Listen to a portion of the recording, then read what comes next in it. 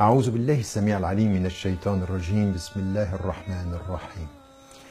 En cette 21e journée de jeûne, nous trouvons dans cette section une réflexion sur notre attitude par rapport aux autres religions, en particulier bien sûr les religions du livre. Parce que ce qui nous est enseigné ici, et nous le savons, que l'islam nous dit, vous êtes la dernière des religions révélées, mais vous ne serez pas la seule, vous allez avoir avec vous d'autres religions, vous allez avoir d'autres spiritualités, et bien entendu, Ahl al-Kitab, c'est-à-dire les gens du livre.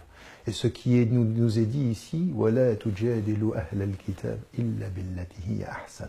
Ne discutez, ne dialoguez avec les gens de livre que de la meilleure des façons. إِلَّا الَّذِينَ ظَلَمُوا مِنْهُمْ. Sauf et à l'exception de ceux qui, parmi eux, seraient injustes en l'occurrence. Mais le principe fondateur de notre relation à la tradition juive, à la tradition chrétienne, mais également, bien entendu, à la tradition bouddhiste ou à la spiritualité hindoue ou à toutes les autres religions du monde, avec ceux d'ailleurs qui croient en Dieu et ceux qui n'y croient pas, est toujours billati hiya ahsan, c'est-à-dire non pas seulement de bonne façon, mais de la meilleure des façons possibles. Et comment est-ce que l'on sait quelle est la meilleure des façons possibles? Alors la meilleure des façons possibles, c'est bien entendu toujours dans le respect le plus élevé. Mais en même temps, il y a des données culturelles ici. Il faut savoir qu'il y a, selon les cultures, des façons de s'exprimer les uns aux autres. Et ce que l'on doit chercher, c'est dans sa culture la meilleure façon du dialogue.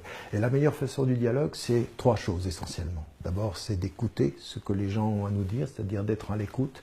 Pas simplement d'écouter, mais également d'essayer de comprendre ce qu'ils nous disent.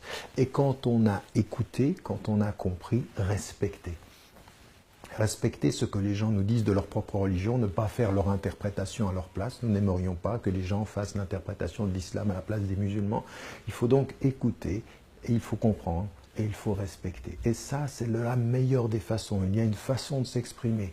Comme par exemple le fait, quand on parle des personnes qui ne sont pas musulmanes, de ne pas dire les musulmans et les non-musulmans. Non. Il y a les musulmans et puis il y a les chrétiens, il y a les juifs, il y a les autres traditions. C'est les personnes des autres traditions. Nous ne sommes pas le centre du monde à décider. Il y a nous les musulmans et les non-musulmans. Cette vision binaire des choses, cette vision binaire de la catégorisation entre nous et les autres n'est pas une bonne chose. Elle ne répond pas à une façon de voir le monde dans la diversité. Et en nous situant, nous, dans la diversité également.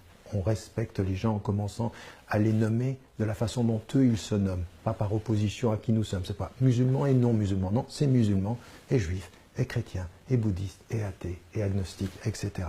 Cette façon de parler, de la meilleure des façons possibles, est très importante pour nous. Elle fait partie de notre enseignement général. Si Dieu a voulu la diversité, c'est qu'il nous invite à respecter. Et s'il nous invite à respecter, il faut savoir l'exprimer. Et si nous l'exprimons, il faut l'exprimer de la meilleure des façons. Que Dieu nous aide, Inch'Allah. Et n'oubliez pas, n'oubliez jamais de dire à ceux que vous les aimez, que vous les aimez. Salam alaikum wa rahmatullahi wa barakatuh.